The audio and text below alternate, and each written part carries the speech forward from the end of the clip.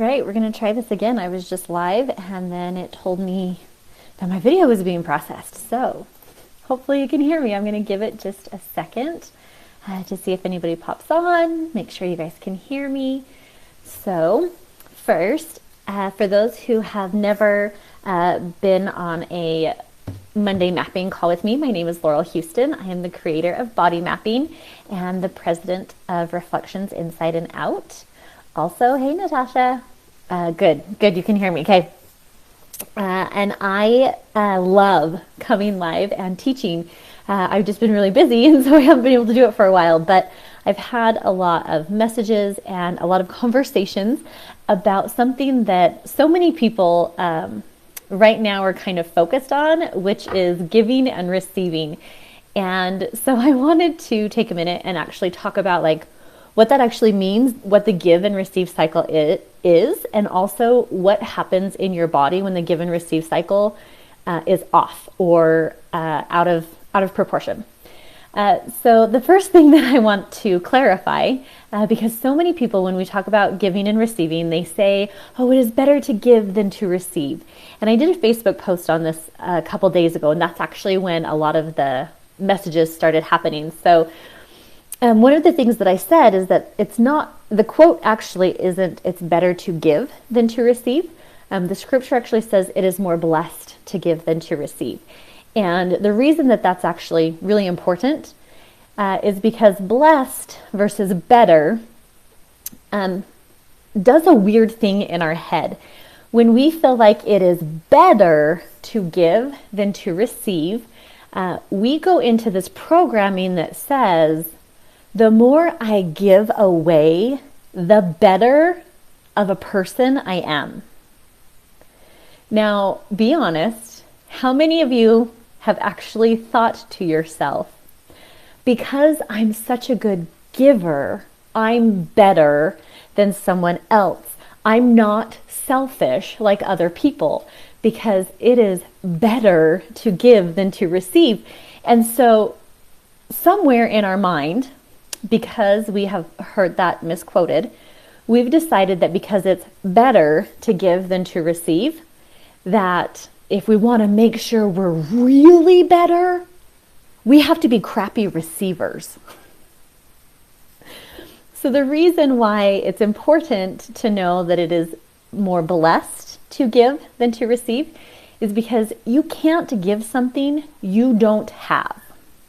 You cannot give skills, talents, knowledge, money, time, attention to someone if you first don't have it. I could not teach the information I'm teaching if I did not first receive the information that I'm teaching. And so when we actually decide to be receivers, we gain double the blessings. It is more blessed to give than to receive. Because what it does is it allows you to receive, and then you can give, and then you can receive, and then you can give, and then you can receive, and then you can give.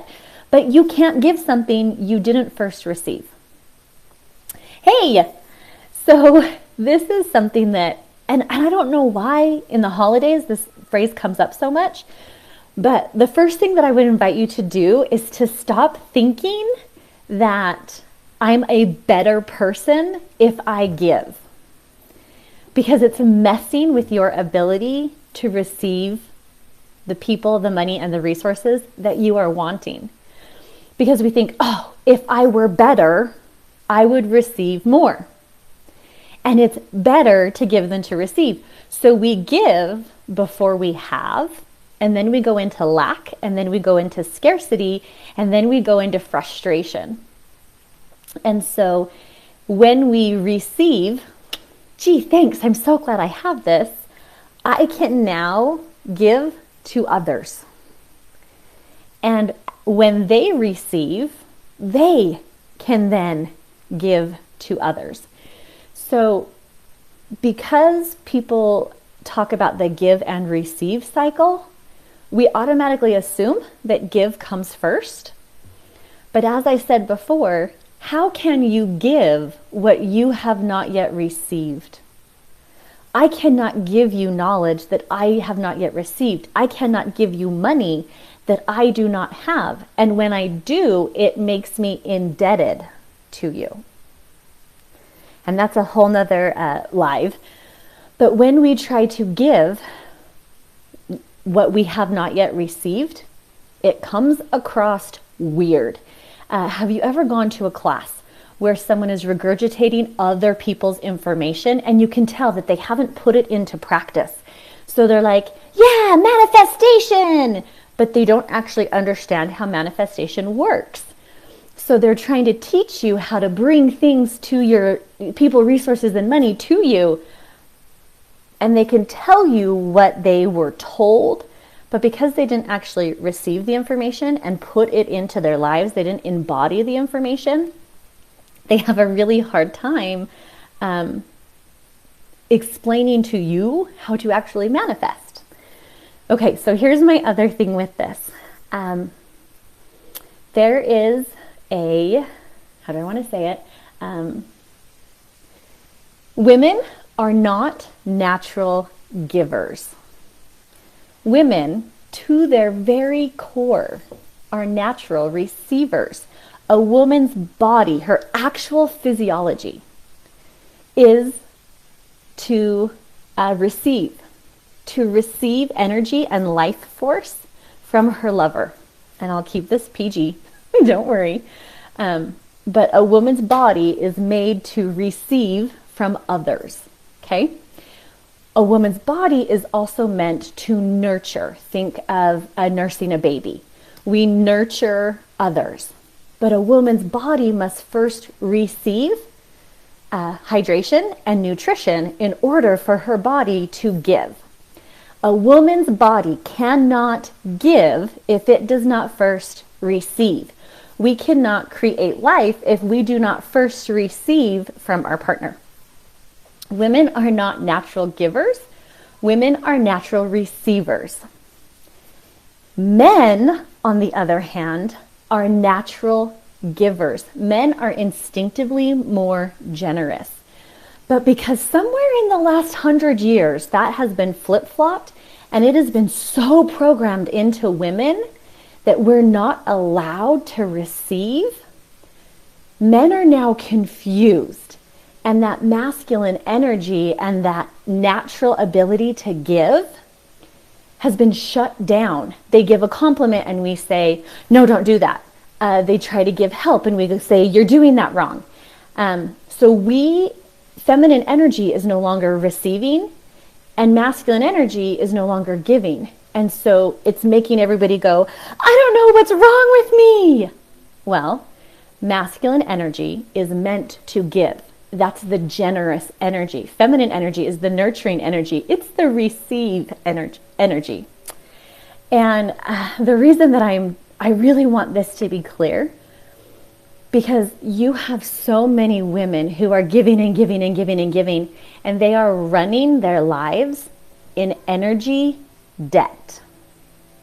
So for all of these people who won't have financial debt, why is it okay for you to run in energy depletion and debt? You have to first receive, because if you do not have, you cannot give. That probably was really loud. I just hit my microphone. And so when you allow masculine energy, that is the natural giving energy, to give, and you allow feminine energy, the natural receiving energy, to receive, you can then give more, not less. Okay, so what does this look like in your physical body? Well, for starters, and I feel like I need to clarify this because I've had a whole bunch of people join the group since I've talked about this. So when I talk about masculine and feminine energy, I am not talking about male and female. I am talking about the natural energies that all humans have. But masculine energy is a push energy. It's a protection energy. It's a give energy.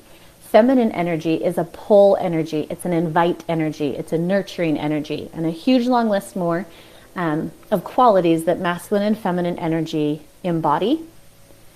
The task doesn't matter. So when I'm talking about masculine energy is a natural give energy.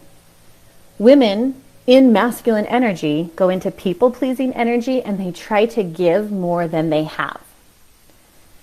So this is why finding that beautiful balance between masculine and feminine energy is really important, because if you go into feminine and it's that invite energy, it's pull energy, it's receive energy, and you get the people, resources, and money that you're looking for, you can then move into masculine energy and become a generous giver, and it doesn't deplete you. It doesn't run you dry.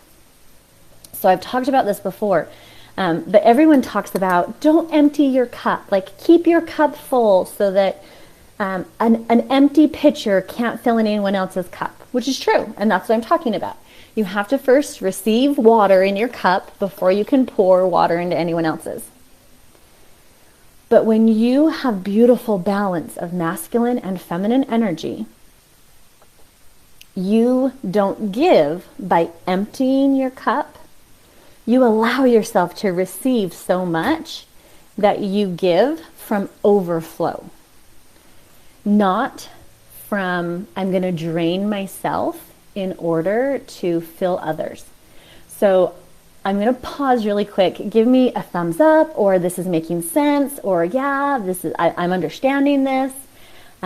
What are you getting from this? Give me some of your ahas, because this is actually really deep and I'm trying to go fast because I try to keep these to 20 minutes or less. Okay, so in the give and receive cycle, when our give and receive cycles are off, the places it shows up in our body are places that dry up. So think your lips. Your lips are all about intimacy. Your lips are about relationships. So when you have given and given and given in a relationship, but you have not allowed yourself to receive compliments, receive appreciation, receive love, your lips will start to dry up. When you have given, and you've given more than you have, your nose will run excessively, or sometimes it'll run down the back of your throat. When you are refusing to receive, so let's say you're good about not giving more than you have, okay, but you won't allow yourself to receive, your nose will get stuffy, because your nose is what allows you to breathe in the good things in life. It's what lets us smell, it's what lets us breathe. So your nose in body mapping is what allows you to breathe in the things you value. So if you were not allow yourself to receive anything in life, your nose will get stuffy. Now, before I get a lot of, no, I have a cold. Okay, I get that. So if you have a cold and your nose is stuffy because of a virus, and 7 to 10 days later, your nose is still stuffy, that's not the virus. That is the weakest part of your body, and your body is trying to give you a message that says, start receiving. Because that same virus that stuffed up your nose could have also made you lose your voice. But because you feel heard, you are willing to talk, it didn't do anything to your voice, and it stopped up your ability to have your give and receive cycle flow. Okay, the other place that you will see this a lot is on hands. So many people during the holidays have dry hands. And oh, it's the weather. Okay, well, I don't live in a cold environment. It is 62 today. It's beautiful outside. My kids are outside with no coats. But I still see a bunch of people with dry hands, because your hands are about connection and creation. So when you are giving and you are creating and not allowing people to support you or tell you thank you or pay you, your hands will dry up because you're not receiving. How do we receive? We literally receive with our hands. So the other part of this is in body language.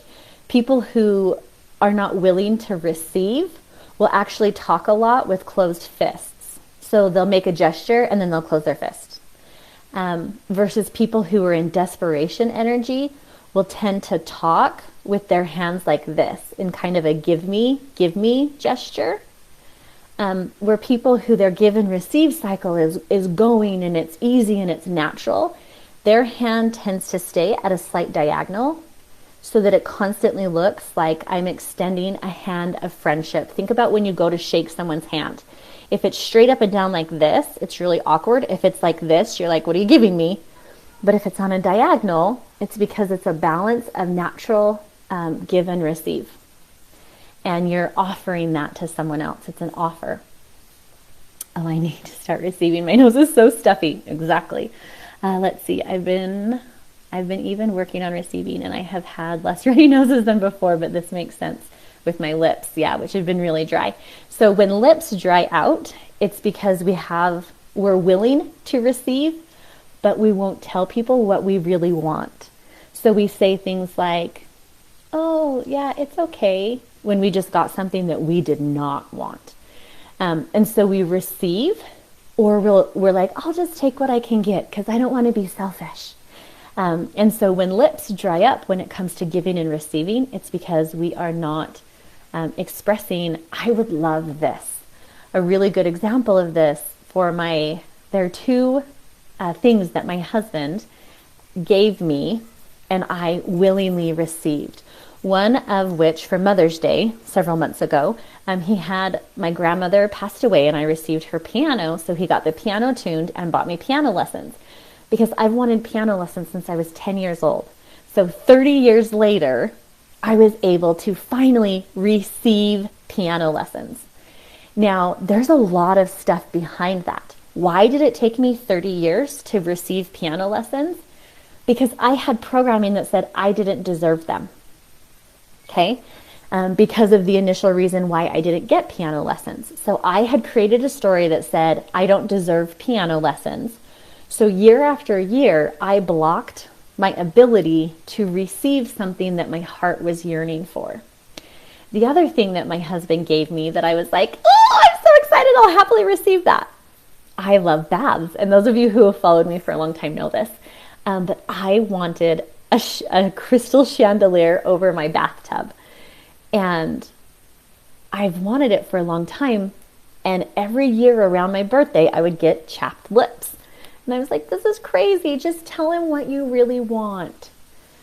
And so I found 5 or 6 different pictures. And when he said, what do you want for your birthday? Instead of saying, oh, I don't know, just surprise me, I said, I would really love a crystal chandelier. And here are a couple of ideas that I was thinking about. How do you feel about that? Because it's his bathroom too. He does have a say in this. And he's like, oh, I'm going to have to think about that. And ladies, this is the biggest part to receiving. Once I expressed it, I surrendered. I let it go. Because receive energy is not controlling. Receive energy does not have musts or timelines. Receive energy says, this is what my heart desires. This is what fills me full of joy and excitement. And this is what makes me feel really awake and really alive. And because it will make my life feel like it's more my life, I will receive this when the universe is ready to give it to me. So this was not, husband, read my mind. These are the styles that I like. And then I let it go. And I now have a crystal chandelier hanging over my bathtub. And it's one of the favorite things that I've received because I was willing to receive it. I voiced what I wanted to receive. And I ended the programming that said, I can't have it just because I want it. I can have it just because I want it. Stop the programming that says, just because you want it doesn't mean you can have it.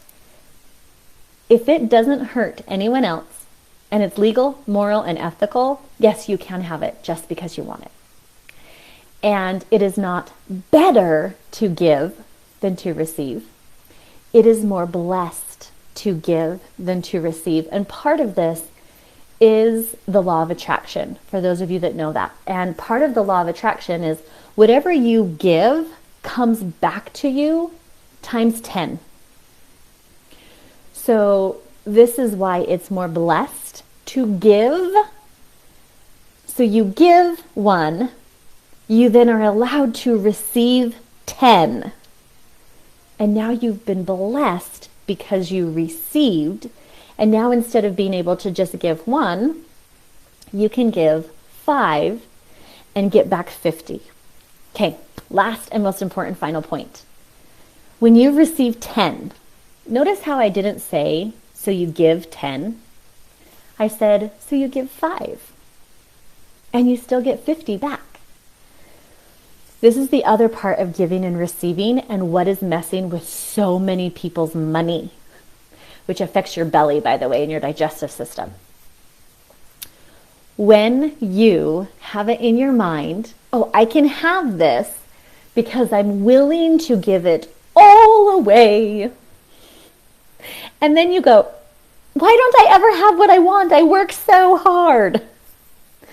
Okay, so when you give 1, and then you willingly receive 10, and then you give 5, and you receive 50, and then you give 25, and receive 250.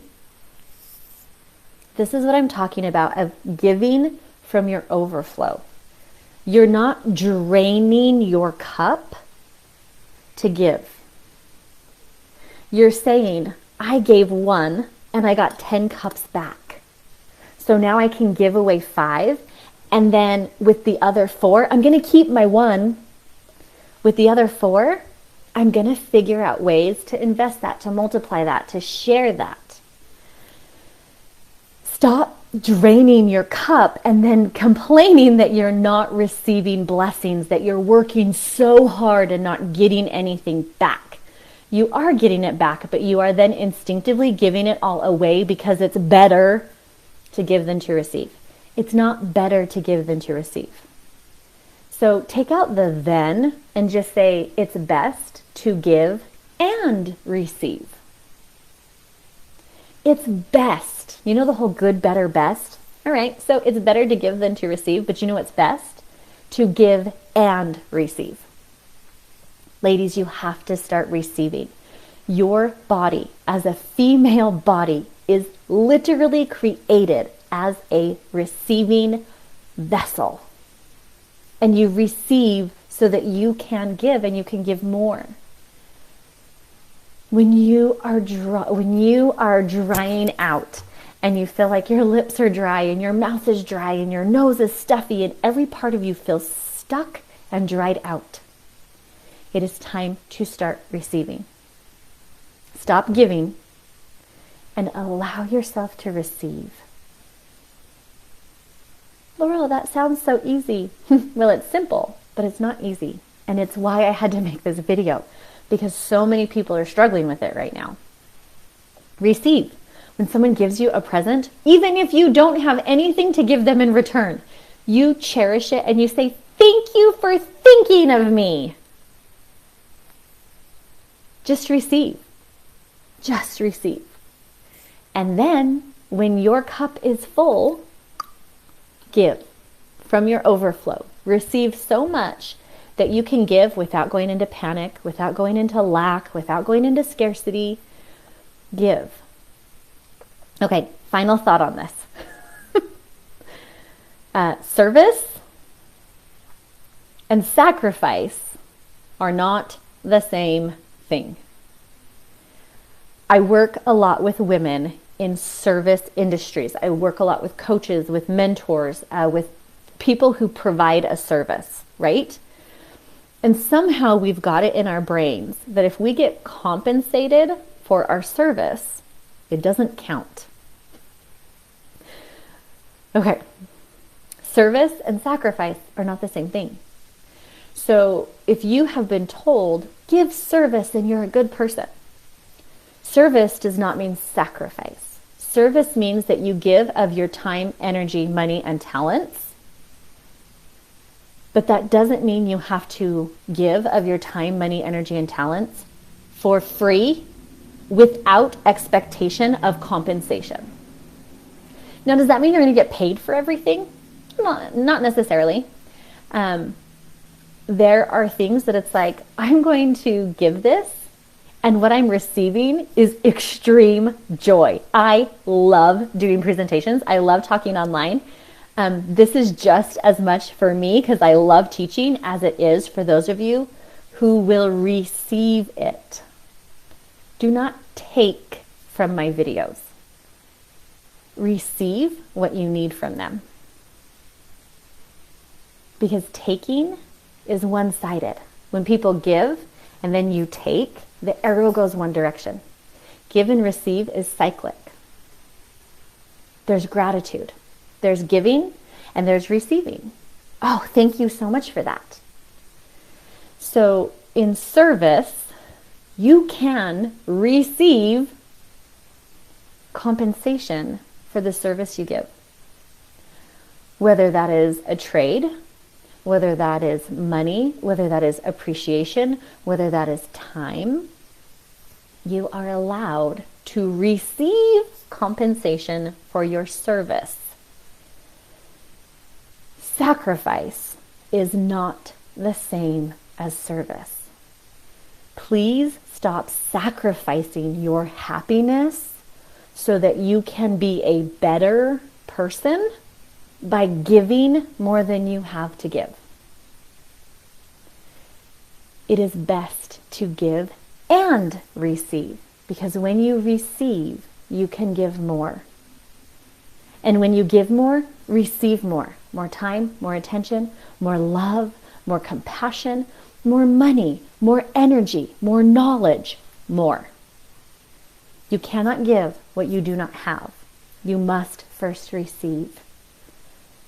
So ladies, please allow yourself to receive. You are allowed to receive and have a blessed, prosperous, abundant, joy-filled life. And I hope that you strive for that. I hope that even in a little bit, and some of you that feel really uncomfortable right now, it's because I just took 150 years worth of programming and gave it the bird. Okay? You are allowed to receive. So please, please start receiving more so that you actually have the ability to give more without draining yourself. Please, please, in this time of give and receive. It is best to give and to receive. I love you. Thank you.